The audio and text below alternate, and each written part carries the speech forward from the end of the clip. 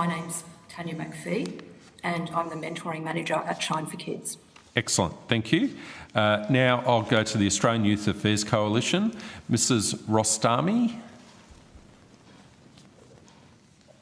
Joanna Rostami, I'm the CEO of the Australian Youth Affairs Coalition. Excellent, thank you, Mrs Rostami. I'll now go to Justice Action. Mr Collins. Yes, my name is Brett Collins. I'm the Justice Action Coordinator. Thank you. And Mr Dowd. Sorry, Mr Dowd, you're on mute. Hello. Hello. I am head of the Community Justice Coalition, and which part of which is Justice Action, with whom we work most of the time. Excellent. Thank you very much. I'll now provide an opportunity. Sorry. Oh, Mr Collins. Yeah, I think he did. Yep. Thank you for taking the time to speak with the committee today. Do any of the organisations have opening statements? Ms Horrigan? Yes, we do. Thank you, Senator. Shine for Kids has more than 40 years' experience working with children and young people affected by the youth justice system, including young people transitioning out of custody. We deliver holistic, innovative, trauma-informed programs and services to break the cycle of intergenerational disadvantage and incarceration. We support around 6,000 children and young people each year. On any one day in Australia, there are about 44,000 kids who have a parent in prison. Those kids are 6 times more likely to end up in youth justice than a child not experiencing parental incarceration. When a parent or a primary carer is arrested, their dependent children face sudden separation, which is highly distressing and traumatic, and which is compounded by living disruptions and instability, family breakdown, child protection interventions, poverty, poor communication or information about what is happening, and inadequate connection to trusted support. I say there are about 44,000 kids because in no state or territory is there ministerial accountability for these kids. We need national leadership to identify and respond. It's essential to identify at-risk children before they disengage, disconnect or offend. Shine for Kids recommends that government invest in identifying children experiencing parental incarceration to ensure they are connected and counted with specialised community-based support. We recommend investing in early intervention social and emotional wellbeing programs. We also recommend investment in pre- and post-release services for young people. Over 80% of young people released from sentence detention return inside within 12 months of release. This revolving door costs taxpayers enormously while doing little to address the root causes of offending and reoffending. Shine for Kids believe that investment to scale quality services which are co-designed, culturally safe, effectively evaluated and which address the well-researched risk factors of young offenders is essential. Every step along the road helps rewrite a young person's future. We need to keep young people out of prison so that cycles of offending and reoffending are broken. Thank you. Excellent, thank you. I'll now go to the Australian Youth Affairs Coalition. Do you have an opening statement, Mrs Rostami? Yes, I do. Over to you. Thanks to the committee for the invitation to attend today. We are the National Youth Peak body and we represent more than 4.7 million young Australians across the country. Our members include youth-led organisations, youth sector organisations and young people themselves, and our work focuses on systemic advocacy, research, sector support and youth engagement. Our submission demonstrates that Australia's youth justice system doesn't work well. The youth justice system claims to prioritise community safety and the rehabilitation and reintegration of young people who offend and contribute to a reduction in reoffending. However, evidence shows that these goals are rarely achieved under the current framework. The punitive approaches in place today not only fail to rehabilitate young people who have offended or reduce recidivism, but often worsen outcomes. Instead of reducing youth crime, these punitive measures often stigmatise and marginalise young people, especially those from vulnerable backgrounds.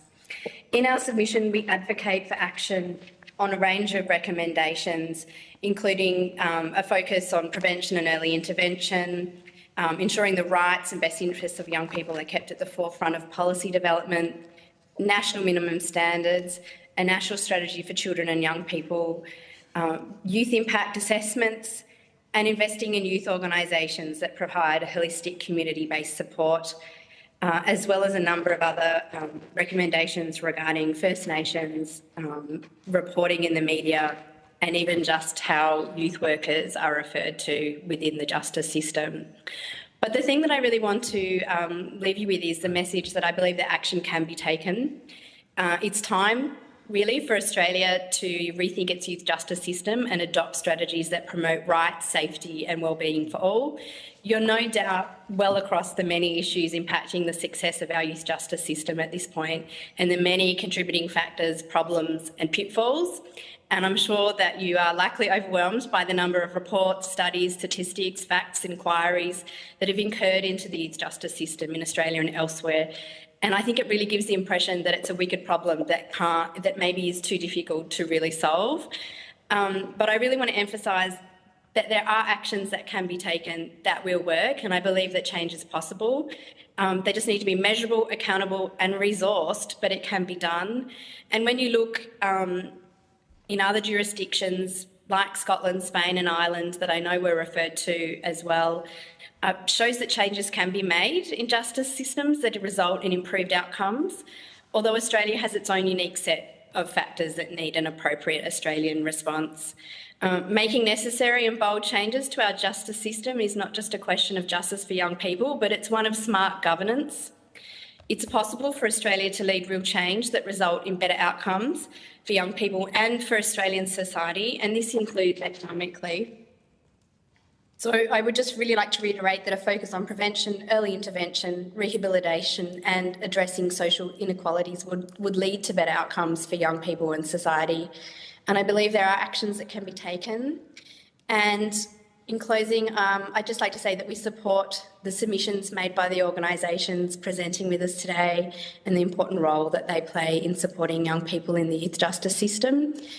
And the other submissions that I also we've worked with the organisation, the Australian Child Rights Task Force, as well as the State and Territory Youth Peak.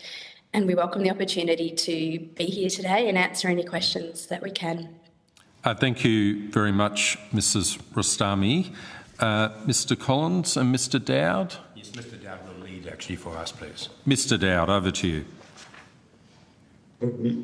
Firstly, we would like to thank the members of the committee for the work that they are doing because of the significant importance of this area of concern. The Community Justice Coalition has been concentrating primarily on the use of computers in prisons generally and now, of course, with youth. New South Wales, we would like to think, encouraged by us, it has joined the ACT in computers in prisons for adults, and we are working with them to improve that.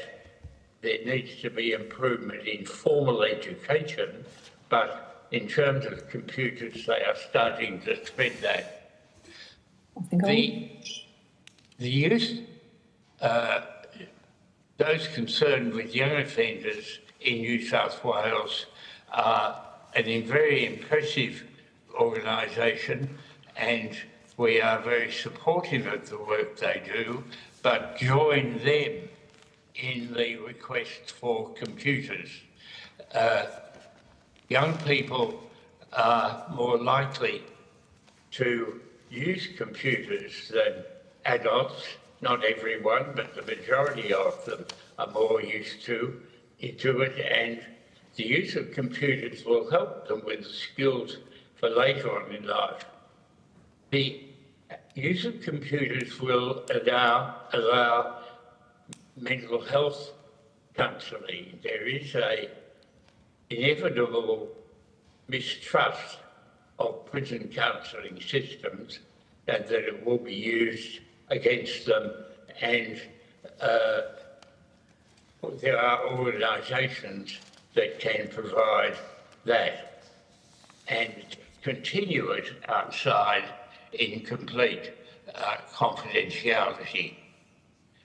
So our main concern is to stop young people being stuck alone in cells for a large part of their life, particularly Indigenous people who are not used to it, who have no consciousness of it, and who have the greater need for that. So we thank the committee for the work they're doing. Okay. Mr Collins, did you have anything to add? Thank you for the opportunity to speak. I speak as a person with lived experience.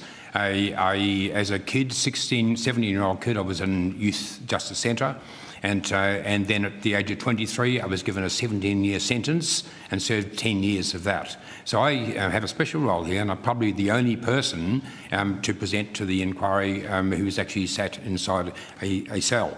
And I feel I have a special role and a special responsibility in doing so. Now, I'd like to say first of all that I think there's a structural problem in the inquiry, and that is the people who have not been who are most seriously affected by the youth justice system have not been acknowledged.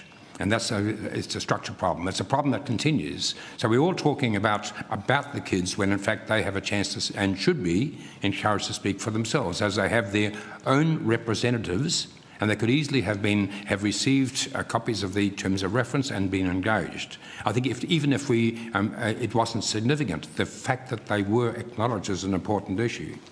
So having their voices, and their voices before, first of all, to be acknowledged and see that being acknowledged and see that they have some measure of empowerment in the process. Now, I also think it's really important to understand what it is like to be in a cell, because we've heard about it from other people, but I think it's really important that people who are making judgments should actually be in a cell for a day and a night and invite the committee to actually do so before the report, and just be there for one day in Bimberry. Because we're actually asking, why is it that in Bimberry they have no computers in cells yet? It was actually built after the Alexander Bengali Centre. So in 2008, the Bimberry was built without a computer in their cells, whereas the adults got it immediately. They've had it for 16 years. Now, that needs an explanation, and we're actually asking that quite a careful question. Now, it does make an enormous difference for a person to be not isolated from family. Everyone's talked about how important it is to have a family. Everyone's talked about how important it is to have restorative justice and also access to lawyers and counselling. Now, all those things are achievable very simply and very easily with a computer in their cells. But the kids have been deprived of that, and we're not talking about only the Bimberry Youth Centre. We're talking about 880 youth justice detainees across Australia. Now, that is not an expensive thing to solve. It's the sort of thing that could be solved by this committee, and we invite the committee to make a recommendation that it should do so. Now, we actually did a careful examination of the costs to actually put a server into a 600-prisoner prison, 600 prisoners, very much larger than a youth justice centre, which normally has about 80 or 90. The cost was only $260,000 to put the server in and $130,000 to maintain that server over a year. Now, we had that quote. We also have got a quote from a supplier, Optus actually, who said that it would supply an unlimited bandwidth, right, to that 600 prisoner prison, and it would cost a bit over $1 a month to maintain unlimited video calls. Now, if that cannot be organised and that cannot come out of the Senate committee, then you should be asking yourselves why not. Now, we're also looking for support. Now, we heard earlier about how are you going to solve these problems when they come out? How are you actually able to look after them? What's the solution for that? The solution for that is easy. What you're not understanding is that kids trust each other. They look up to their peers. And if you've already been through the system, if, for example, you're a big, tough crim, then quite often somebody who's been in juvie looks up to you. So what you're really looking for peer mentors, people who've actually done it. You're not talking about psychologists and psychiatrists and all that. You're not talking about them because they're just part of the system. We're talking now about people whom you trust and people who you look up to. who are role models for you. And you need to also look outside of education. Most of our team, my people, have been expelled from school, as I was. We are the rejected people. And the way you reach us is you reach us through things like music and art. And you have a chance then to have also role models who've succeeded, and then you give them trust, but you have to work with them. At the moment, you're not even trying. If you haven't reached out to them in communication, to ensure that their representatives are contacted, then you've missed the point. So what we're looking for, first of all, a continuation of the iExpress service. Now, iExpress was acknowledged as first in the world as a presence in cyberspace of people who are in detention. And what we want support from the committee for all youth in detention to have an entitlement to an iExpress email address, so they then have a presence, have a voice, they have stability in cyberspace. It was acknowledged as first in the world. And we would like that support for the committee for that to occur, so kids are not forgotten. They don't have a voice. You've got 880 kids who come on and have access then to services which currently are not being offered to them. Thank you. Thank you, Mr. Collins. Thank you very much. I might start off with just two quick questions before I share the call. Mr. Collins, I really appreciate you sharing your lived experience with the committee, and I couldn't help but reflect as I was listening to you, eloquent, passionate, persuasive. What were the things that helped you to actually move from that lived experience to now sitting before a Senate committee and putting extraordinarily impressively structured and persuasive arguments? Well, look, first of all, support from inside the prisons. I went in as a university student, and I was amazed at the people I found there. They were good people, not bad people. They were the same people as you and I. And it made such a big difference. It meant that, and also I was a troublemaker in prison. So I have the very proud record of being the longest, the longest of any person on a prison roof in New South Wales. So I actually needed support from my fellows, and they gave me support, and I feel that I have a role in representation. But we have 42,000 people out there, most of whom have been in juvie before they go to prison. Right, so there's an obligation. There are a lot of good people in there who can make an offering, but you need to turn them on. As we said, flip the switch. Allow people to not just be passive, watching mindless television, because every youth justice cell has a television cell. They each have a television cell. But what we're asking only is that we should flip the switch and have it so it's interactive, so the kid can actually respond. And if you're actually teaching them, say you're offering them some services, some counselling, can they respond to the counsellor? That's not unreasonable. The screen's already there. There's already a coaxial cable. All you need to do is allow them to respond, and then you're respecting them as well.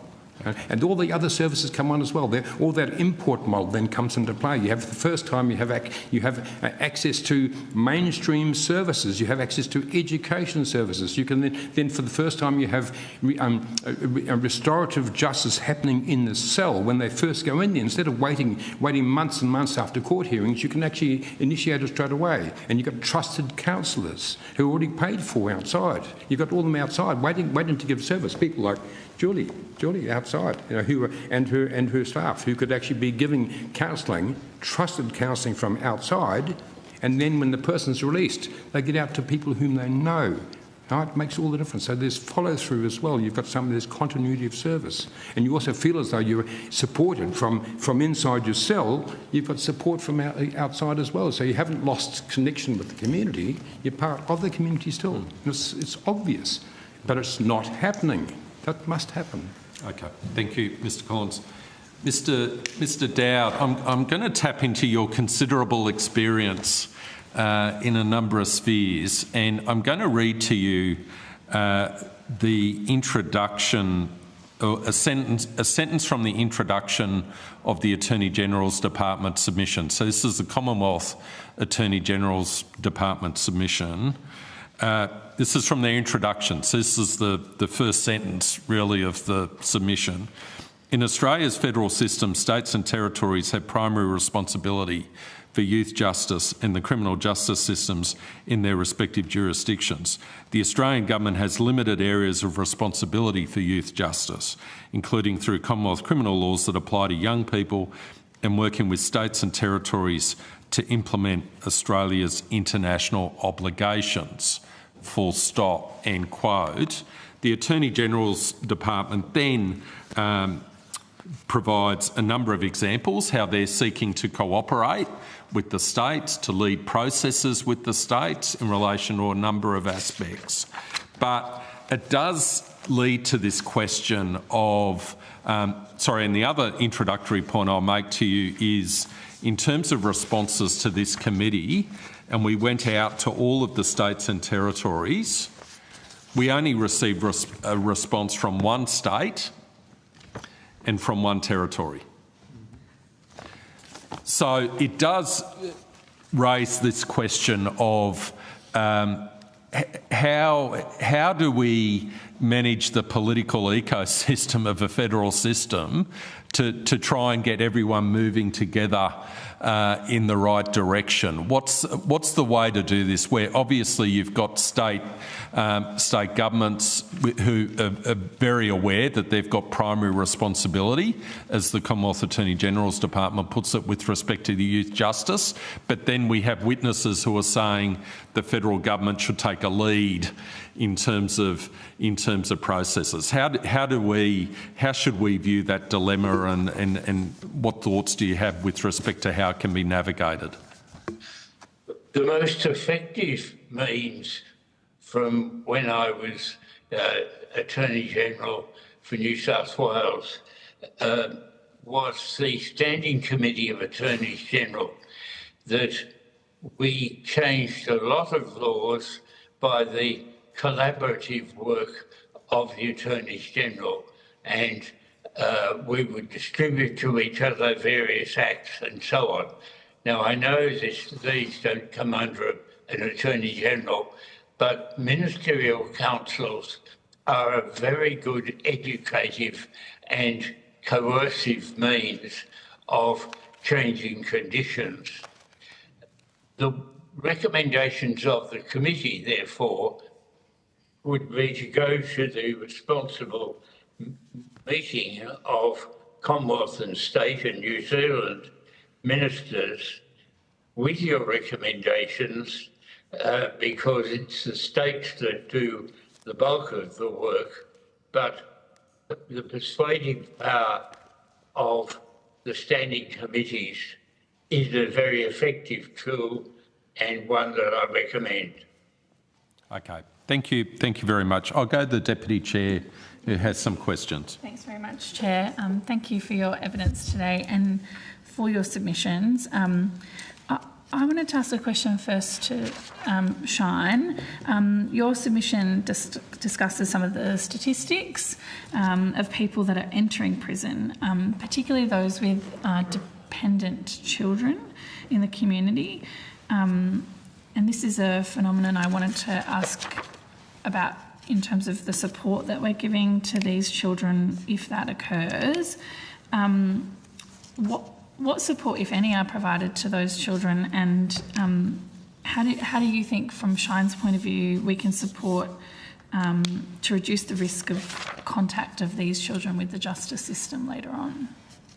It's impossible to answer what support these children are getting because we don't count them and we don't identify who they are. And so we need to go back to the beginning and acknowledging the distinctions between state powers and federal powers, and not suggesting for a moment that police or school teachers need to take more on. But at the point of arrest, there is no mechanism to ask an adult or a young person being detained if they are the primary carer of a child. And because of intergenerational offending and a distrust with statutory systems, people tend not to offer up that information until they're asked. So we miss a vital opportunity right at the beginning to stop children being referred immediately into a statutory system. Our police are mandatory reporters, and so we need to work out how we have an alternate system that doesn't simply funnel more children into statutory child protection systems that we know don't work and that are failing our children, and how we can come together differently to work out how we identify children quickly, ensure that they're safely housed, that they're being looked after, that they're in a position where they can be supported to continue going to school. Shine for Kids hears way too often about a carer who is detained on a Friday night or a weekend, and nobody knows that there are children on their own until children fail to turn up at school Monday, Tuesday and Wednesday, and then someone raises an alarm bell. So we don't know exactly what's happening for these kids because there's a don't ask, don't tell mentality, and it's very fragmented. Okay, I understand the gap in terms of asking the question.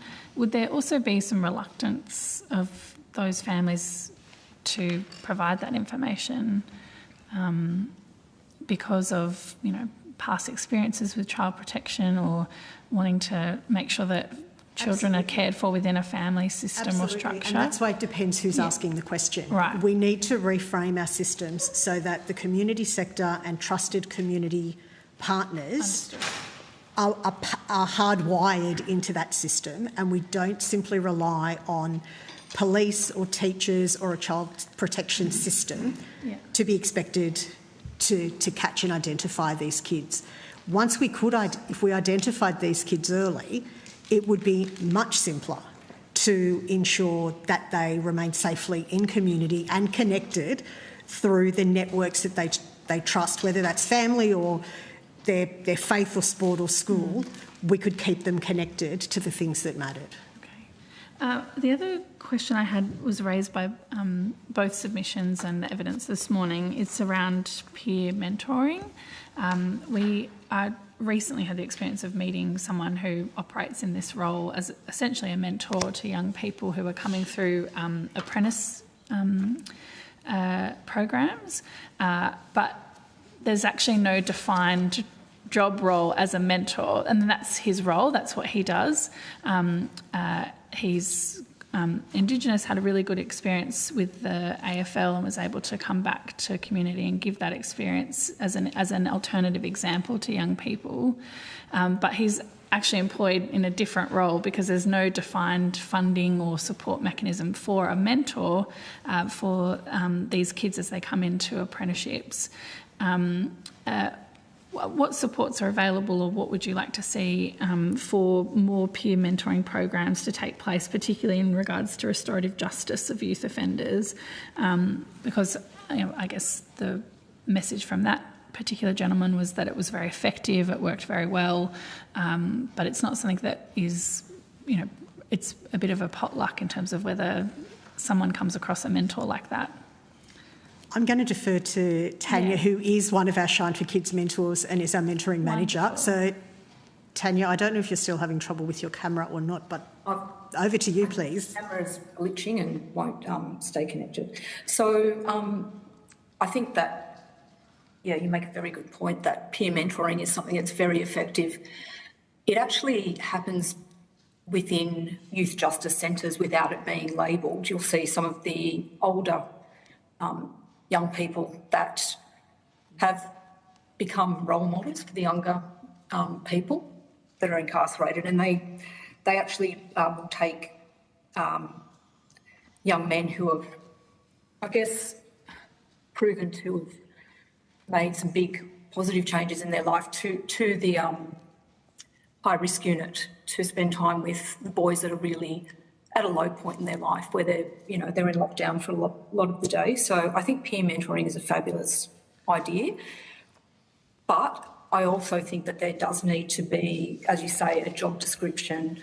There needs to be, a clear outline into how you can deliver that mentoring in a safe way, because oftentimes, and I say this with all respect, people with lived experience, and I want to say that I've had a younger brother who was incarcerated, tend to sometimes overly identify with the young people, and there can be an issue around boundaries, if that makes sense. Yes. But I think peer mentoring is a wonderful thing on the whole.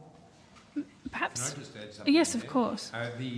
For us, peer mentoring is actually a very significant thing. In fact, we launched JA mentoring in the year 2000 in Toronto, and we've done a lot of work behind 23 years mentoring people coming out of the courts as community service orders. 23 years experience in there. And what we found was there were parallels in the consumer worker situation with mental health.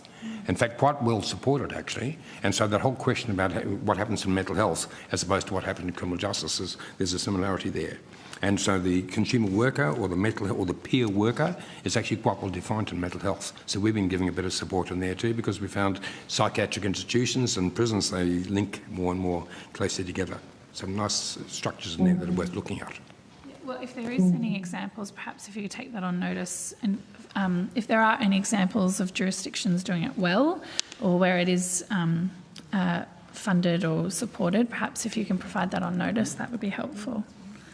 So Shine for Kids does receive funding through New South Wales Youth Justice to deliver a mentoring program. It's pre and post release. It's called Stand as One. We also receive a little bit of federal funding through DSS to deliver it in Townsville as well. Okay. And we deliver it in New South Wales, we deliver it to young men and young women who are inside. And the reason it works is because it's pre and post release. Our mentors are a part of the multidisciplinary teams working with young people inside, but then they also are working with families outside to ensure that there's connection, that there's healing, that there's those relationships being built and put in place, rebuilt where necessary, so that families have a voice about the support they need for a young person to come home, and a young person has a voice about whether going home is what they want to do, and if they want to live independently, depending on their age, what that looks like, and how the proper solid case plans for post-release are put in place so that young people are set up for success, not failure. And the post-release works really critically because we can't be everywhere in every community, and we don't want to be, but what we are is that conduit to support a young person post-release, because when they're going back into their community, there are often wait lists, very long wait lists for local services. They have to retell their story to access those services, and statistically young people are most likely to reoffend in the first 6 months post-release. And so in that, we can bridge that gap while young people are immediately released, making sure that the warm referrals and the connections back into the support systems locally stick, and that if it starts to go wobbly, they've got someone who they trust. Because once they leave, even they could have the best relationships with their caseworkers inside, but as soon as they walk out that door, those relationships stop.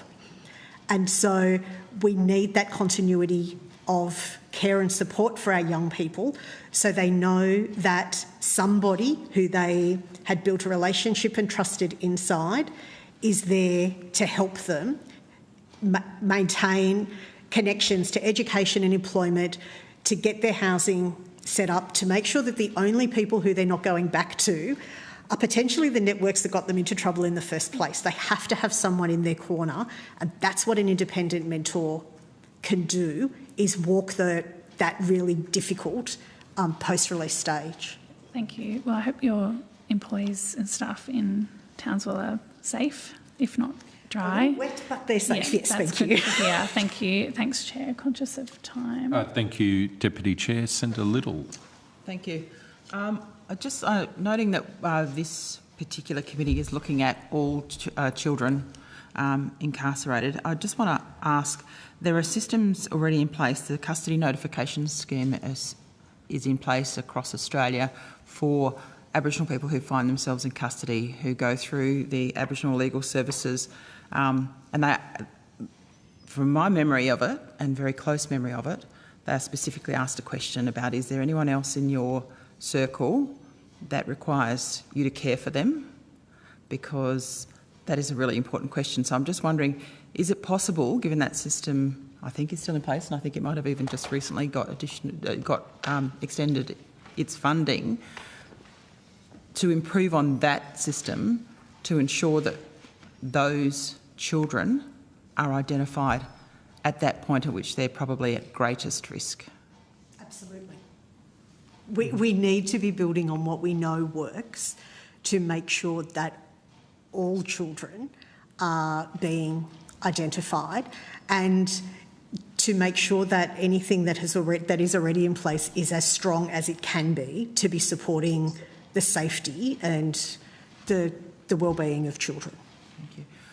Mr. Collins, I just want to ask, touching on what you raised around television, understanding that people go through various phases of emotion when they're first incarcerated, but I want to ask you about the television, because it has been raised with me directly that children incarcerated, that's an opportunity to start beginning re-engagement and engaging them in education, in counselling, and you've come up with an idea that connects them to people on the outside. My question relates to, this was put to me, they have televisions in their cells, and if they don't want to participate in the education, they're just left in there with the television on all day. What do you do to actually overcome that? Well, I mean, the easiest thing, of course, is to have role models and have a sense of what you might achieve. I mean, and also having,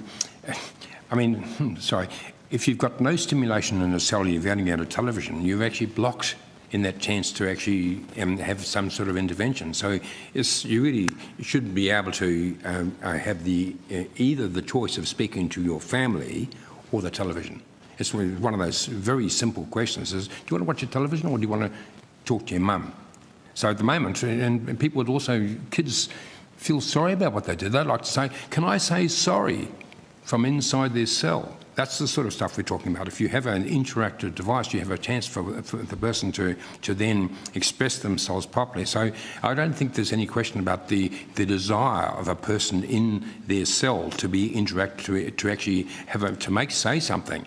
They're actually bored, and the television itself just drowns them out, doesn't give them a chance to express themselves. That's the problem.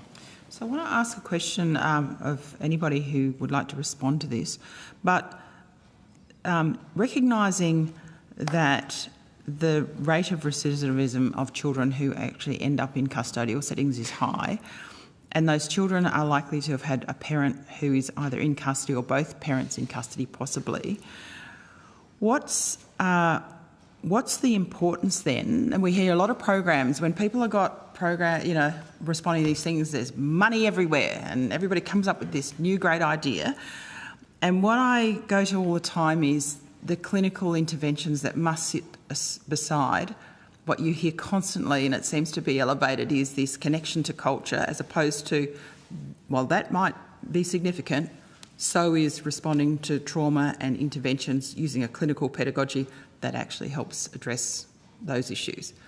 Tell me how important it is to make sure that those things are interrelated, working together, and lock, stock and barrel beside each other, rather than going off and doing one of those things. Sorry, I don't think you understand how isolated a kid feels when they're held inside a prison cell. They actually don't want to relate to their guards. They don't want to, if they're speaking to a counsellor, they know that they have to tell lies to the counsellor. Everyone knows that. You're not going to tell the counsellor something that's going to work against you. So you have this total a brick wall where you feel as though you're not getting any support inside the Youth Justice Centre at all. So you can throw as many clinicians as you want into the system, but you're not touching the kid at all. You really have to have the chance, first of all, for the kid to be able to speak to if it's not their parents, if their parents have been arrested, at least some elders in the community to link across to the support that you're talking about is created in the community. That's got to be linked across to the kid in the cell to make them feel as though they've got something outside there for them, and then linking into things they can do. So art and music, to give them a chance to do something new. So that's what you have to do. Don't to suggest that clinicians have any benefit at all for kids. All you've got then is a diagnosis, and behind the diagnosis you've got things like, for example, we heard from Youth Justice in New South Wales. They said 90% of the kids in Youth Justice have mental illnesses. Really? 90%. And they said, and behind that, we know what happens to people who have got diagnosed as mental illnesses. They all get medicated, whether they like it or not. There's none of the social interactions and support. You're sticking in a cell and you're left to be, you're either injected or you're taking medication, and you have the self-identification as a sick person. When the figures like 90% of people being mentally ill in the cells, when those things are openly stated, that's a real problem. It is a problem. I think I was talking more about programs that sit outside of that are. That's why I mentioned, things like boot camps, things like people come up with these ideas all the time, and there's actually nothing attached to them that would actually address necessarily some of the trauma that requires potentially a clinical intervention or other intervention. It requires social support. It requires, first of all, somebody to have been in the same situation themselves, and then to talk with them, to share with them and see where they're going. They need to, when a person comes out, they need to have somebody beside them. That's when the mentor or Julie's team comes in to assist. That's obvious, but it's not happening. How could you possibly expect someone who has a counsellor inside a juvenile justice centre, who has to talk to a counsellor, has to tell lies to the counsellor in order that they get a lesser security rating or they're released, and they're released to nothing? How can that possibly work? Of course it can't. So you need to have external services coming into the person, into the cell, where they are most of the time, where they haven't got other naughty kids running around and dragging them all different directions, and they have a chance to concentrate on what's being said to them privately, and then have somebody whom they can trust to talk with. It's obvious. And then for that person to be outside afterwards. The clinicians do not solve the problem. That's just a superstructure which costs. That's where the $1.1 million a year is spent on each kid. And you have 85% recidivism. That's an outrage. It can't be accepted. You have to say that's wrong. And you cannot refuse access to computers and cells when you have that sort of money being spent. And Youth Justice told us, they said last week, that they did not have the allocation of money, or they were committed to having computers in cells. So it's as simple as that. Okay. I just add to that. I don't think it is the community is aware the high percentage of mental health problems in the adult system, as well as the youth systems, and that requires a lot more emphasis. The cost of crime is horrendous and is not taken into account. Youth have a need for mental health both before they go in, when they're in and outside. And young Indigenous people have the additional problem of fetal alcohol syndrome, which means that they will not do well at school when they get out. So that we need to have a greater consciousness of the need for mental health assistance that cannot be provided trustfully by the prison system itself. Okay, thank you. Senator Shoebridge. Thanks everyone for your submissions and your work, ongoing work over decades. Ms Collins, I very much hear your call and saying if kids have access to a TV, at least make it interactive so they can contact community, contact families, so they have some kind of ongoing connection. That seems a sort of low-hanging fruit, really, doesn't it? It is. It's so obvious, so obvious. Yeah. But of course, I mean, a lot of your work is in New South Wales. You're probably aware that in Queensland and WA and NT, often kids have nothing in their cells, like absolutely nothing, no TV, no connection, just a bare cell. That's even crueler, isn't it? Sure, outrageous, and how can it be possibly justified with the amount of money that's being spent as well? Yeah, I know. I mean, I think it's appalling to think we would throw a 10-year-old child into a cell and just give them a TV, but throwing 3 10-year-old kids or a 10-year-old kid and 2 14-year-old kids into a cell and giving them nothing, like that's the lived experience often in Queensland. Or a young person into an adult watch house in Queensland. Yes, I mean, how would you define that? A national system that lets a young person, a 12-year-old 12-year-old girl be put into an adult watch house in Queensland? How would you define that? It's cruel, it's inhumane, I'm sure it should be illegal. It has to be against every child rights principle that stands under the conventions of the rights of a child. It's heartbreaking. What about the fact that it's not illegal, that we know it's happening, and in fact we know that the NT, for example, recently lowered the age to 10. What do we say about a national system where that's not illegal, where it is lawful to put a 12-year-old girl in an adult prison cell in Queensland? It says that we're fundamentally misunderstanding that these are children. And we have to continually go back to how do we make sure that we are looking after the social and emotional well-being of children. And yes, sometimes kids do bad things and sometimes kids make bad decisions, but these are kids and we have to make sure that our system responds as children and has age-appropriate responses in place that are responsible to be able to support kids to make better decisions and to move forward in their life and not be branded forever as being the bad kid. And can I add to that, giving that kid, 12-year-old girl, access to a tablet or computer in her cell so she can express herself, then gives her a chance to express her anguish. And then you empower the girl in a way that otherwise wouldn't happen. So it would only require that tool to ensure the isolation was not complete.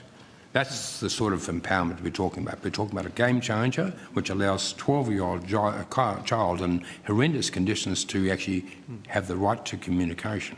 And I understand that if we're at that situation where a child's in a jail cell, that having that kind of access is positive. But do I understand from your submission is the best solution is not to put the child in the jail cell in the first place, to be having those diversionary programs and direct connection with communities? Absolutely. Yep. The chair asked some questions about the Attorney General's submission, the department's submission here. One of the big chunks of the department submission is referencing the June 2023 Justice Policy Partnership Framework, which is a one-page PDF that was apparently drafted between representatives of the Coalition of Peaks of Aboriginal and Torres Strait Islander justice experts and Australian state and territory government reps.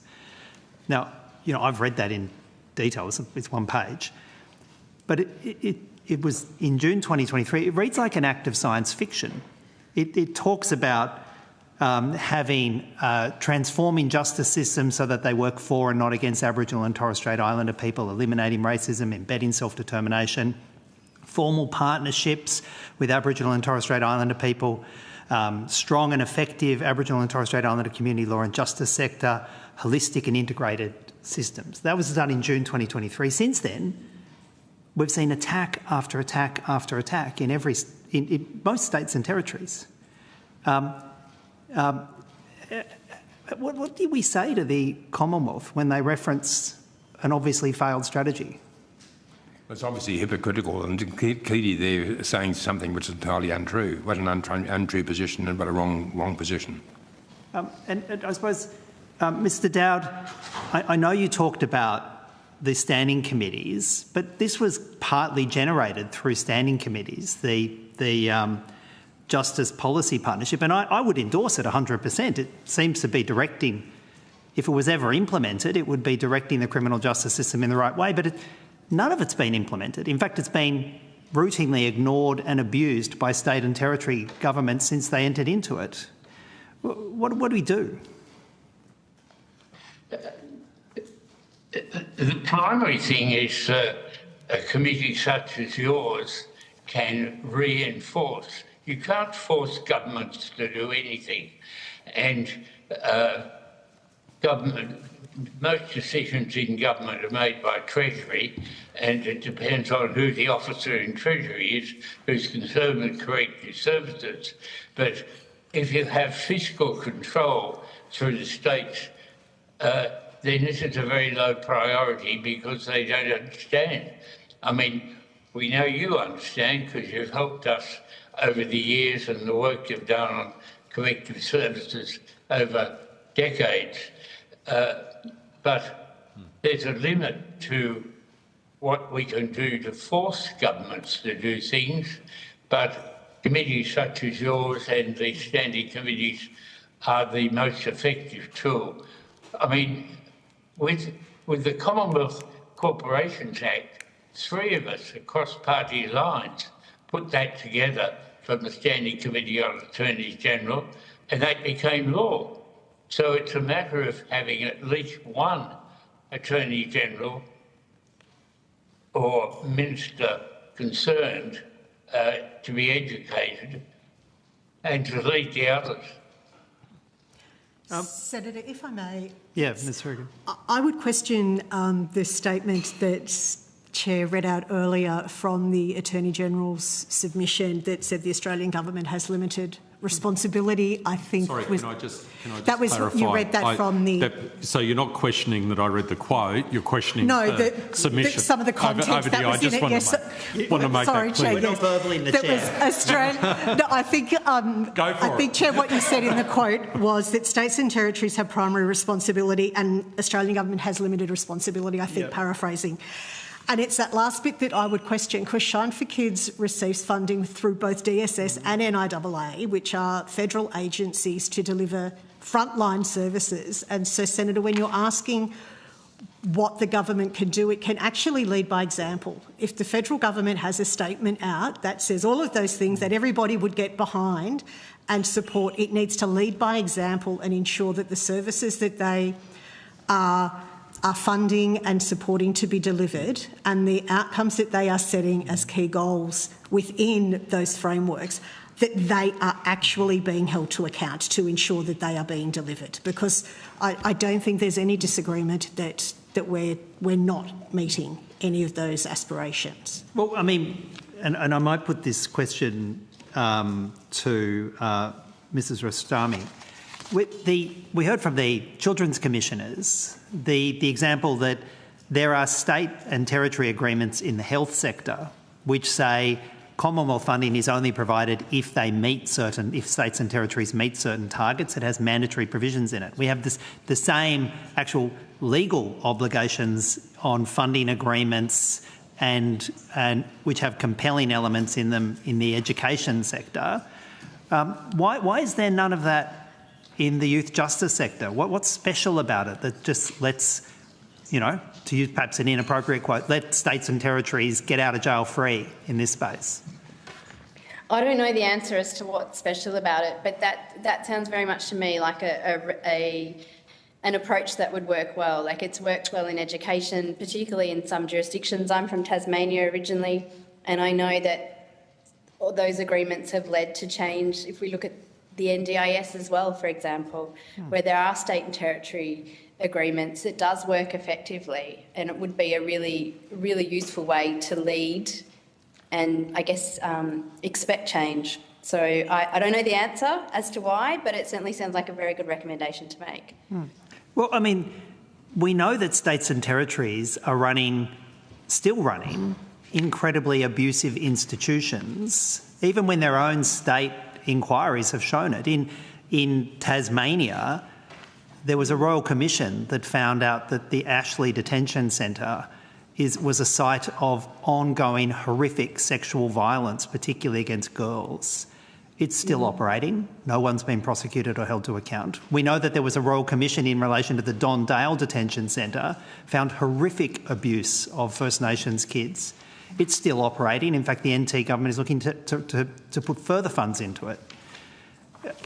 Surely doing nothing is failing those kids. Absolutely. I think one thing that really bothers me about, and I can speak more so from Tasmania. Many years ago, I was on the Ashley Youth Detention Centre Advisory Group, and one thing that I found really difficult to overcome, and it's really disturbing when years later you find that when they do an inquiry, things come out. But it felt very much like any issues raised, there was a real culture of cover-up. So many of the issues that came out in the inquiry, for example, were things that were raised long ago and were brushed aside. And so many of the things are really obvious as well. like computers in the room. That seems, disturbingly obvious solution to so many problems like continuity of care and connection to community. In Tasmania, where there's only a couple of girls, and they'd be put with all the boys, and as you'd expect, the outcomes were not great. It seems blindingly obvious. So if states and territories are not able to, I guess, run those in a rights-based, fair way, then I really do think it is up to the federal government to expect change and demand change. It's so many of these things should not be happening and have really quite obvious fixes. And when the Commonwealth produces a document like this, Justice Policy Partnership, and then sees pretty much every element of it breached, flouted, broken by state and territory governments, and then they come to an inquiry like this and say, look what we've done, we've got this one-page PDF.